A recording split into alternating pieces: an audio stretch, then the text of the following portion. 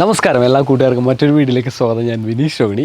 കഴിഞ്ഞ ദിവസം ഞാൻ സ്ഥലം വാങ്ങിച്ച് വീട് കെട്ടിയ ഒരു ഇൻസ്പിറേഷണൽ സ്റ്റോറി നിങ്ങളെല്ലാവരും കാണുമെന്ന് വിചാരിക്കുകയാണ്. അപ്പോൾ വീഡിയോ കണ്ട എല്ലാ ആൾക്കാരോടും ആദ്യം തന്നെ നന്ദി അറിയിക്കുകയാണ്. അപ്പോൾ അതുമായി ബന്ധപ്പെട്ടിട്ട് ഒരു രണ്ടാമത്തെ വീഡിയോ ആണിത്. അതായത് ഈ ഒരു വീഡിയോയിൽ ഞാൻ നിങ്ങളുമായിട്ട് ഷെയർ ചെയ്യാൻ പോകുന്നത്, എന്തായാലും നമ്മളൊരു വീട് ബിൽഡ് ചെയ്യുന്ന സമയത്ത് എല്ലാ എമൗണ്ടും നമ്മുടെ കയ്യിൽ ഉണ്ടാവണമെന്നില്ല. ഇനി വലിയ ആൾക്കാരുടെ കയ്യിലൊക്കെ ഉണ്ടാവാം. പക്ഷേ എൻ്റെ കയ്യിൽ ഇങ്ങനെ എമൗണ്ടോ കാര്യങ്ങളൊന്നും ഒരുപാട് നീക്കിയിരിപ്പൊന്നും ഉണ്ടായിരുന്നില്ല. എന്നാലും ബേസിക്കായിട്ട് നമ്മൾ കുറച്ചൊരു വീട് കെട്ടണമെന്നൊക്കെ ആഗ്രഹിക്കുമ്പോൾ അതിൻ്റെ ഒരു 5% എമൗണ്ടോ അല്ലെങ്കിൽ അതിനൊരു 10% എമൗണ്ടോ ഒക്കെ നമ്മുടെ കയ്യിലുണ്ടാവും. ബാക്കിയുള്ള എമൗണ്ട് എന്ന് പറഞ്ഞാൽ പൊതുവേ എല്ലാ ആൾക്കാരും ബാങ്കുകളെ സമീപിക്കുകയാണ് പതിവ്. അതായത് ഹൗസിംഗ് ലോൺ എടുക്കും, അതുപോലെ തന്നെ ലാൻഡ് വാങ്ങിക്കാനുള്ള ലോൺ എടുക്കും, ഇങ്ങനെ ലോൺ എടുക്കാറാണ് പതിവ്. അപ്പോൾ അതുപോലെ തന്നെ ഞാനും ഈ ഒരു വീട് ബിൽഡ് ചെയ്യാൻ വേണ്ടിയിട്ട് ലോൺ എടുത്തിരുന്നു.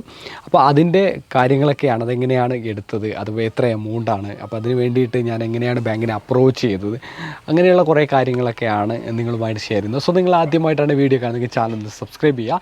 തൊട്ടടുത്ത് കാണുന്ന ബെൽ ബട്ടൺ ക്ലിക്ക് ചെയ്യുകയാണെങ്കിൽ ഞാൻ അപ്ഡേറ്റ് ചെയ്യുന്ന വീഡിയോകൾ ഇതേ ഇഷ്ടം നിങ്ങളുടെ മൊബൈലിൽ നോട്ടിഫിക്കേഷനായി ലഭിക്കുന്നതാണ്. ശരിക്കും ഈ ഒരു വീട് ബിൽഡ് ചെയ്യുന്നതിന് മുമ്പ് തന്നെ ഞാൻ പറഞ്ഞല്ലോ, എനിക്കിതിനെക്കുറിച്ച് നല്ല പ്ലാനിങ് ഉണ്ടായിരുന്നു. അതുപോലെ തന്നെ ഇതിൻ്റെ ചിലവിലും എനിക്ക് പ്ലാനിങ് ഉണ്ടായിരുന്നു.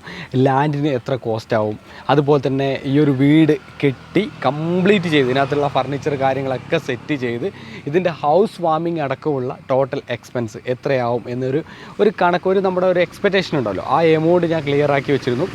അപ്പോൾ ആ എമൗണ്ട് ക്ലിയർ ആക്കി വെച്ചുകൊണ്ട് തന്നെ എനിക്ക് കംപ്ലീറ്റ് കൂട്ടിയപ്പോൾ ഒരു കൃത്യമായിട്ടുള്ള ഒരു വാല്യൂ, എനിക്ക് ആ ഒരു വാല്യൂ കിട്ടി. അപ്പോൾ അതിൻ്റെ ബേസ് ചെയ്തിട്ടാണ് ഞാൻ എല്ലാ കാര്യങ്ങളും ചെയ്തത്. അപ്പോൾ അതുമായി ബന്ധപ്പെട്ടിട്ട് ഞാൻ ബാങ്കിനെ കോൺടാക്റ്റ് ചെയ്തു. അപ്പോൾ ലോൺ വേണം.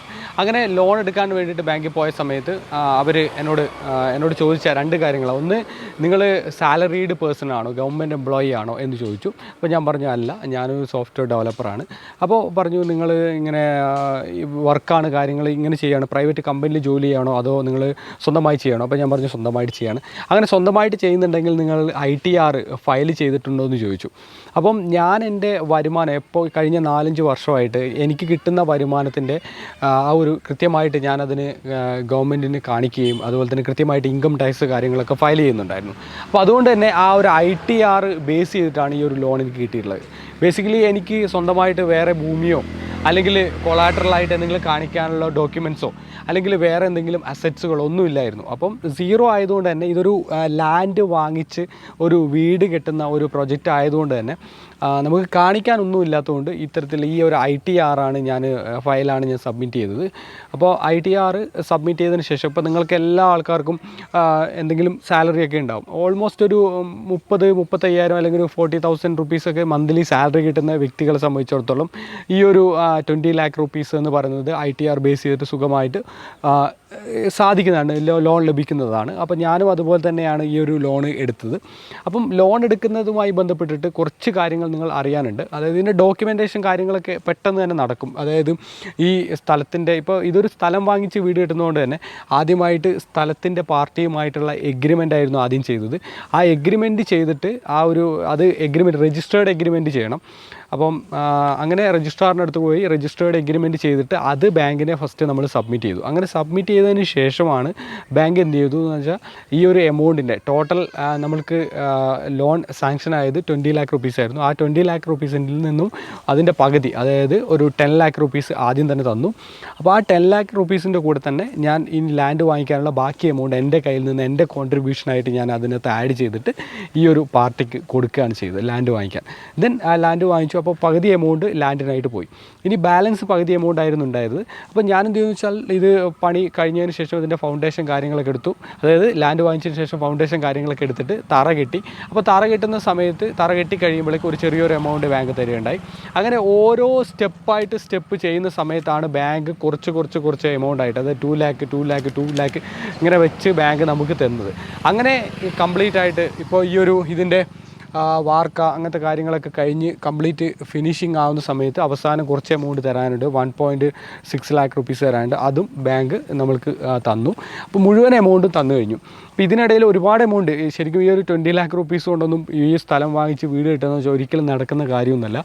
നമ്മുടെ കയ്യിൽ ഈ ഒരു 2 വർഷം ഞാൻ പറഞ്ഞില്ല, 2 വർഷം ആവാനുള്ള കാരണം അത് തന്നെയാണ്. പലപ്പോഴും നമ്മുടെ കയ്യിലുള്ള നമ്മുടെ വരുമാനം, നമുക്ക് കിട്ടുന്ന വരുമാനത്തിലെ മുഴുവൻ എമൗണ്ടും ഇതിനു വേണ്ടി സ്പെൻഡ് ചെയ്യേണ്ട ആവശ്യകത വന്നിട്ടുണ്ട്. ഞാൻ കഴിഞ്ഞ വീഡിയോ പറഞ്ഞ പോലെ വെട്ടുകല്ല്, മരം, അതുപോലെ തന്നെ ഓരോ കാര്യം, ഗ്രാനൈറ്റ്, ഒരു മാസം ഗ്രാനൈറ്റ് ചെയ്യുന്നു, അല്ലെങ്കിൽ വേറൊരു മാസം കഴിയുമ്പോഴേക്കും വേറൊരു വർക്ക് ചെയ്യുന്നു. ഇങ്ങനെ ഓരോ മാസങ്ങളിലും ഓരോ പർട്ടിക്കുലർ പരിപാടികളായിട്ട് ചെയ്തിട്ടാണ് ഇന്ന് കാണുന്ന ഈ ഒരു ലെവലിലേക്ക് ഞാൻ ഈ ഒരു വീടിന് എത്തിച്ചത്. അപ്പം ഞാൻ ഈ ഒരു ലോൺ എടുത്തത് നിങ്ങൾക്കറിയാം ITR ബേസ് ചെയ്തിട്ടാണ്. കാനറ ബാങ്കാണ് എനിക്ക് ഈ ലോൺ തന്നത്. നേരത്തെ സിൻഡിക്കേറ്റ് ബാങ്ക് ആയിരുന്നു, ഇപ്പോൾ അത് കാനറ ബാങ്കായിട്ട് മാറിയിട്ടുണ്ട്. ഇനി ഈ ഹോം ലോൺ, ഹൗസിംഗ് ലോൺ എടുക്കാൻ പോകുന്ന വ്യക്തികളോട് പറയാനുള്ളത്, പൊതുവെ ബാങ്കുകൾ നമ്മുടെ ഹൗസിംഗ് ലോണ് പല ടൈപ്പ് മെത്തേഡ്സുകളുണ്ട്. അതായത് MCLR ഇങ്ങനെയുള്ള ഒരുപാട് മെത്തേഡുകളുണ്ട്. അപ്പം ഇത്തരത്തിൽ MCLR മെത്തേഡ് എന്ന് പറഞ്ഞൊരു മെത്തേഡിലായിരുന്നു എൻ്റെ ലോൺ ഉണ്ടായത്. അതായത് ഒരു കോസ്റ്റാണ്, ഒരു 8.75 ആണെന്ന് തോന്നുന്നു, 8.75 8.5 എനിക്ക് ഓർമ്മയില്ല കറക്റ്റ് റൈറ്റായിട്ട്. ആ ഒരു എമൗണ്ട് ഇൻട്രസ്റ്റ് റേറ്റ് ആയിരുന്നു. അത് കഴിഞ്ഞിട്ട് ഞാനിങ്ങനെ പല കാര്യങ്ങളും യൂട്യൂബിനകത്ത് സെർച്ച് ചെയ്യുന്ന സമയത്തും അതുപോലെ തന്നെ മറ്റുള്ള ഗൂഗിളിനകത്ത് സെർച്ച് ചെയ്യുന്ന സമയത്ത് കണ്ടൊരു കാര്യമാണ്, ഈ റിസർവ് ബാങ്കിൻ്റെ റിപ്പോ റേറ്റിനനുസരിച്ചിട്ട് നമ്മുടെ ഈ ഹൗസിംഗ് ലോണിൻ്റെ എമൗണ്ട്, അതായത് ഇൻട്രസ്റ്റ് റേറ്റ് ചേഞ്ച് ആവുന്ന ഒരു സംവിധാനം ഉണ്ടായിരുന്നു, എല്ലാ ബാങ്കുകൾക്കും ഉണ്ട്. അപ്പോൾ അത് ചെയ്ത് കഴിഞ്ഞാൽ ഒരുപാട് എമൗണ്ട് എനിക്ക് ഈ ഇൻട്രസ്റ്റിൽ നിന്ന് തന്നെ ലാഭം കിട്ടും, വലിയ ലക്ഷങ്ങൾ ലാഭം കിട്ടുന്ന ഒരു സംവിധാനം മാറും. അതായത് അത്രയും എമൗണ്ട് നമുക്ക് തിരിച്ച് അടക്കേണ്ട ആവശ്യകത വരുന്നില്ല, ഇൻട്രസ്റ്റ് റേറ്റ് ഒരുപാട് കുറയും. അപ്പോൾ അങ്ങനെ പ്ലാൻ ചെയ്ത സമയത്ത് ഞാൻ എന്ത് ചെയ്യുമെന്ന് വെച്ചാൽ ബാങ്കിനെ സമീപിച്ചു. അപ്പോൾ ബാങ്കിനെ സമീപിച്ച സമയത്ത് ആദ്യമൊന്നും അവരൊരു ഒരു റൈറ്റ് ആയിട്ടുള്ള ഒരു ഇത് തന്നില്ല. പിന്നീട് ഞാൻ എന്ത് ചെയ്യുമെന്ന് വെച്ച് കഴിഞ്ഞാൽ ഒരു വൈറ്റ് പേപ്പറിനകത്ത് ഇത് കൃത്യമായിട്ട് എഴുതി, എൻ്റെ ഇപ്പോഴത്തുള്ള ലോണിൻ്റെ മെത്തേഡ് എന്ന് പറഞ്ഞാൽ MCLR ആണ്, എനിക്ക് RLLR മെത്തേഡിലേക്ക് മാറ്റണം എന്നാണ് പറഞ്ഞത്. RLLR മെത്തേഡ് എന്ന് പറഞ്ഞാൽ റിസർവ് ബാങ്കിൻ്റെ repo rate based lending rate ആണ് അതിനെ പറയുന്നത്. അതായത് റിസർവ് ബാങ്കിൻ്റെ റേറ്റ് അനുസരിച്ച്, റിപ്പോ റേറ്റ് അനുസരിച്ചിട്ട് ഇത് കംപ്ലീറ്റ് ചേഞ്ച് ആയിക്കൊണ്ടിരിക്കുന്നതാണ് ആ ഒരു മെത്തേഡിൽ പറയുന്നത്. അപ്പോൾ ആ ഒരു മെത്തേഡ് ചെയ്തതിന് ശേഷം എൻ്റെ ആ ഒരു ഇൻട്രസ്റ്റ് റേറ്റ് നേരെ 7% കുറഞ്ഞു. അതായത് 6.5 ആ ഒരു റേറ്റും പിന്നെ 0.5 ബാങ്കിൻ്റെ ആ ഒരു റേറ്റും കൂടിയിട്ട് 7% കുറഞ്ഞു.